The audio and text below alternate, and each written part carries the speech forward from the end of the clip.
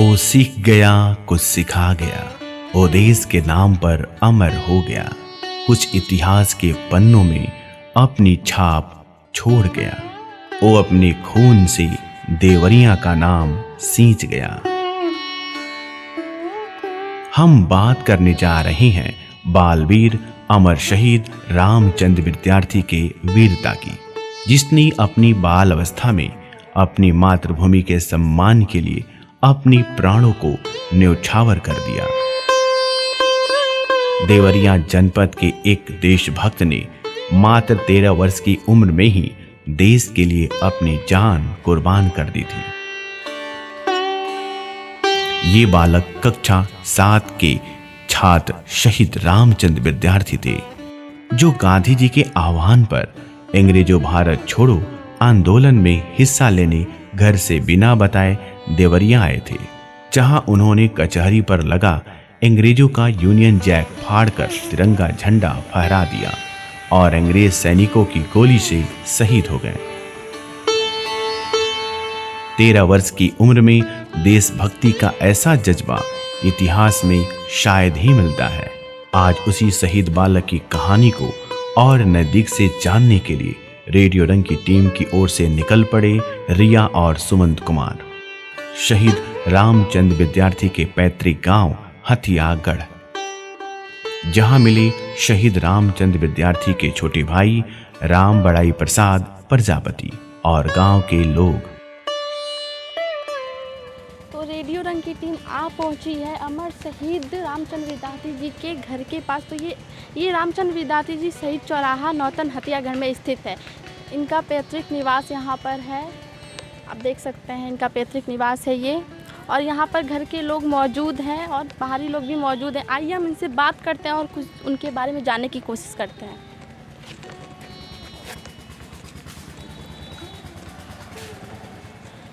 आपका नाम? सुलेना शर्मा। कहाँ रहते हैं आप? यहीं पर गोपालपुर गांव है। कुछ बताइए। अब इनके बारे में मान लीजिए हम तो किताब में पढ़ा था कि हमारे गांव के छोटी गंडक नदी के किनारे जो है इनका जन्म हुआ था। इनके माता का नाम जो है मोतीरानी देवी थी और इनके पिता का नाम बाबूलाल था। आइए हम इनके छोटे भाई से, रामचंद्र विद्यार्थी जी के छोटे भाई से बात करते हैं, राम बड़ाई प्रसाद जी से। तो आइए बात करते हैं इनसे। हाँ सर, नाम बताइए। मेरा नाम है राम बड़ाई प्रसाद प्रजापति, गांव नौतन हथियागढ़, क्षेत्र तहसील देवरिया, जिला देवरिया का रहने वाला हूँ। ये मेरे बड़े भाई थे और इनकी प्राथमिक शिक्षा यहीं बगल के विद्यालय सौदरपट्टी में हुई। वहाँ से 4 पास करने के बाद उसमें 4 पास से ही फाइनल क्लास मनाता था। पिताजी ने उस समय कोई अगल विद्यालय नहीं था, बसंतपुर भूसी जूनियर हाई स्कूल में इनका नामांकन कराया और वहीं से 5, 6, 7 तक पहुँचते पहुँचते सन 42 का आंदोलन जो था वो बहुत ज़ोरदार बढ़ गया। जगह जगह तूफान, खंभे, तार, सड़क काटे जाते थे। अंग्रेज इतने आतुर हो गए थे कि जिसको चाहते थे उसको मार देते थे। तो विद्यालय पर एक कार्यक्रम चला अध्यापक और छात्रों के बीच में कि मेरे विद्यालय की तरफ से आज़ादी के सहयोग में हम लोग चलेंगे देवरिया और अंग्रेज़ों से संघर्ष किया जाएगा और तिरंगा झंडा फहराया जाएगा। ये प्लान 13 तारीख को पास हुआ, बच्चे चले गए और 14 तारीख को 8 बजे तक सारे बच्चे आ गए और वहीं से टोली का नायक विद्यार्थी रामचंद्र को बनाया गया। उनके हाथ में झंडा था, आगे चले, पीछे से छात्र अन्य लोग भी सफे हुए चल दिए। इनकलाब जिंदाबाद, अंग्रेजों भारत छोड़ो के नारे लगाते हुए देवरिया के प्रांगण में पहुँचे। वहाँ उस समय ठाकुर बराव सिंह जॉइंट मजिस्ट्रेट थे। उनको सूचना मिली कि बच्चों की बहुत बड़ी सेना आ रही है, तो उन्होंने कहा कि लाठीचार्ज कर दो। तो ज्यों ही बच्चे उस प्रांगण में पहुँचे त्यों ही लाठीचार्ज हो गया। कुछ भीड़ ख़त्म हुई लेकिन फिर भी भीड़ शांति नहीं मिला। उसके बाद गोली चार्ज कर दिया, उसमें कुछ भीड़ कम हो गई। उसी बीच में मौका मिला विद्यार्थी रामचंद्र को। जदा प्रसाद मंत्री जी थे जो सुंदरराम के रहने वाले थे, अन्य अध्यापक थे, प्रहंस पाठक थे। उनके सहयोग से एक विद्याधर पांडे थे, भूतपूर्व प्रिंसिपल थे जो मर गए, वो उसमें पढ़ते थे उनके साथ।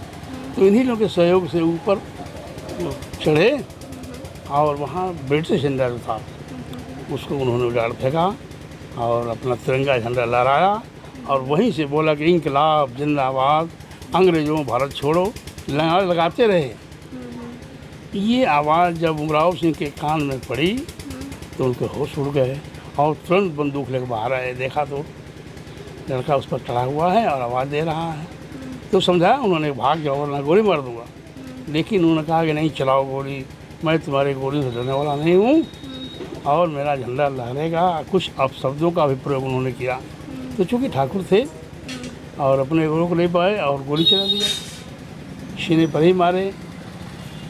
मारने के बाद अब नीचे लुढ़ के और हल्ला हो गया कि भाई श्री रामचंद्र विद्यार्थी को गोली लग गई, गोली लग गई। उसके बाद लाश देना लोग नहीं चाहते थे, लेकिन सिपाहियों ने कहा कि इस लाश का मालिक कौन बनेगा, इसका गार्जियन कौन है, किसको मिला दिया जाएगा। तो एक अयोध्या प्रसाद मंत्री थे, कांग्रेस के मंत्री थे वो, उन्होंने कहा कि मेरा भांजा है, हमको लाश दीजिए। तो उस बेस पर लाश उनको दी गई और वहीं से एक छोटी खाट पर लेकर लोग हमारे गांव आए लगभग 5 बजे के नियर अबाउट। और वहाँ अब परिवार में क्या होता है सब लोग जानते हैं।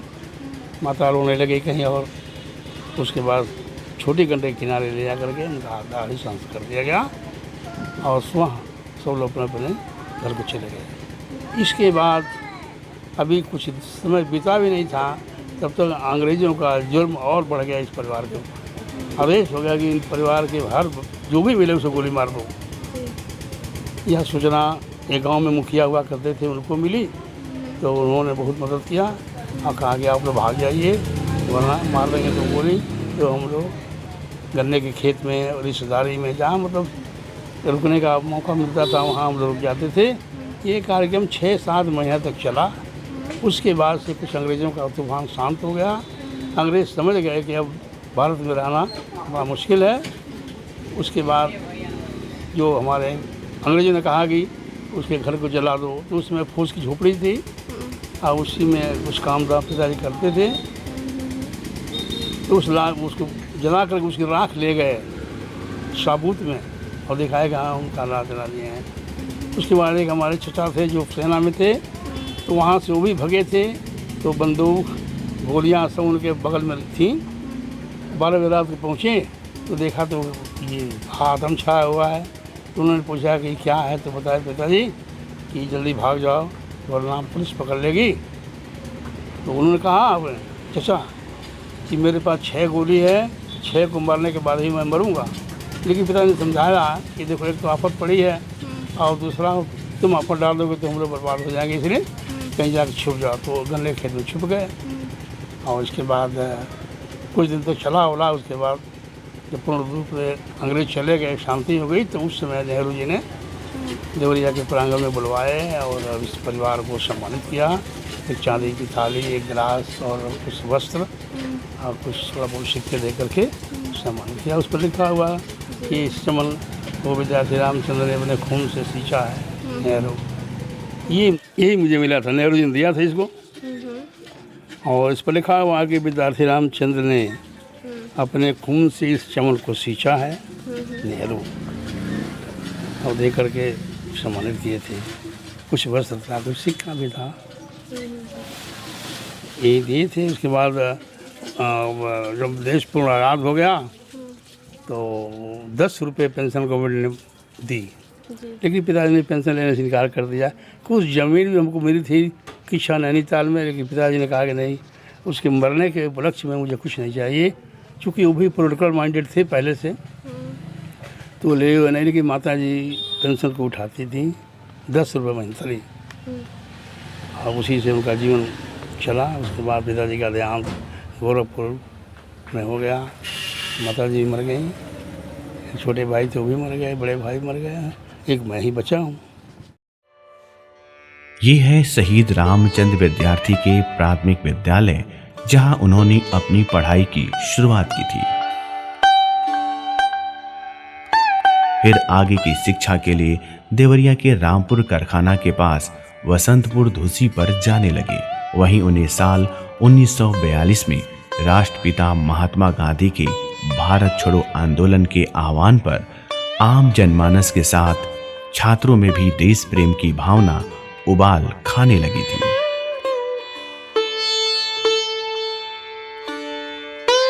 रामचंद्र विद्यार्थी बसंतपुर धूसी के स्कूल में पढ़ते थे।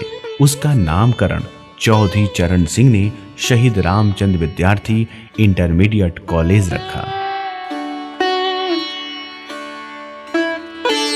इस विद्यालय में रेडियो रंग की टीम की रिया ने यहाँ के वर्तमान प्राचार्य डॉक्टर स्वतंत्र यादव से मिला।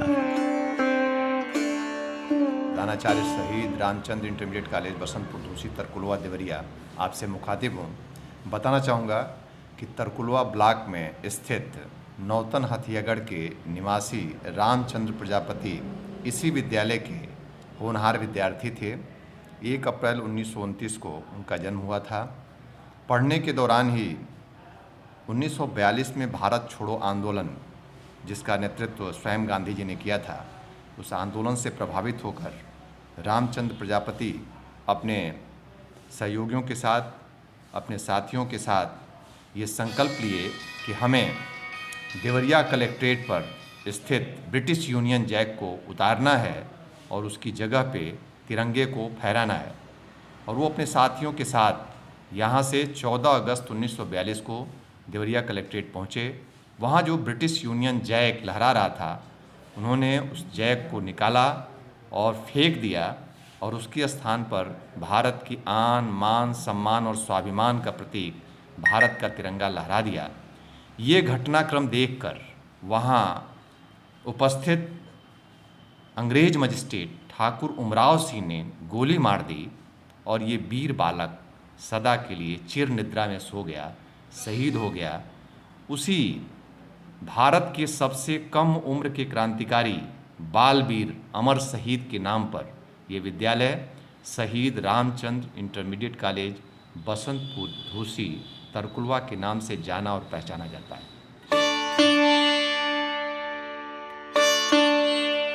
देवरिया जिला मुख्यालय पर शहीद रामचंद्र स्मारक का निर्माण ठीक उसी जगह पर हो रहा है जहां पर रामचंद्र विद्यार्थी ने तिरंगा लहराते हुए अपनी जान दी थी।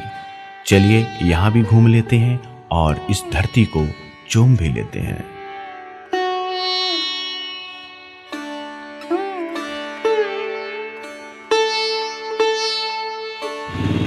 नमस्कार, मेरा नाम है रिया। हम लोग देवरिया शहर में स्थित ये अमर शहीद रामचंद्र विद्यार्थी जी के स्मृति द्वार पर है।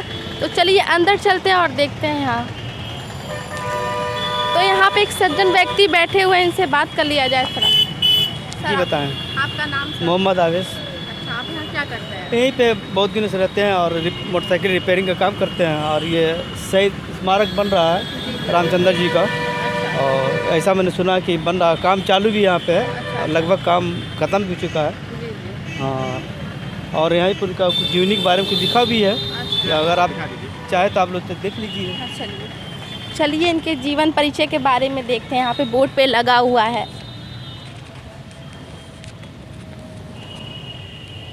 जैसा कि ये इनके बारे में पूरा लिखा हुआ है जी, और आप पढ़ भी सकते, देख भी सकती हैं। देखिए यहाँ पे अमर शहीद रामचंद्र विद्यार्थी जी का जीवन परिचय पूरा लिखा गया है कि कब, कहाँ, कैसे इनका जन्म हुआ है, इनके माता पिता का नाम क्या है, ये सारी जानकारियाँ मतलब इस बोर्ड में लिखी गई हुई हैं।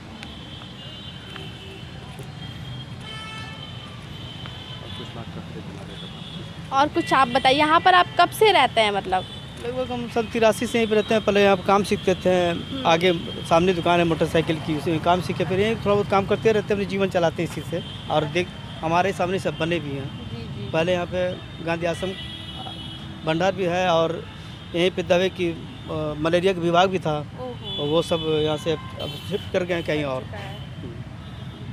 तो क्या लगता है आपको ये कब तक बन जाएगा? हमारे ख्याल से करीब करीब बन गया है, बस हैंड ओवर सुनते हैं कि अभी हुआ नहीं है, शायद ये भी हो ही जाएगा जल्दी। कब तक हो जाएगा? अब ये तो अधिकारी लोग बताएंगे या तो फिर या ठेकेदार बताएंगे। सही बात है। जो चीज़ सुने हैं देखते हैं, चलते हैं। आपको कैसा लग रहा है? मतलब ये तो बन गया तो बहुत बढ़िया हो गया। ऊपर मतलब सबसे किसी शहीद का स्मारक बन गया तो अच्छी बात है।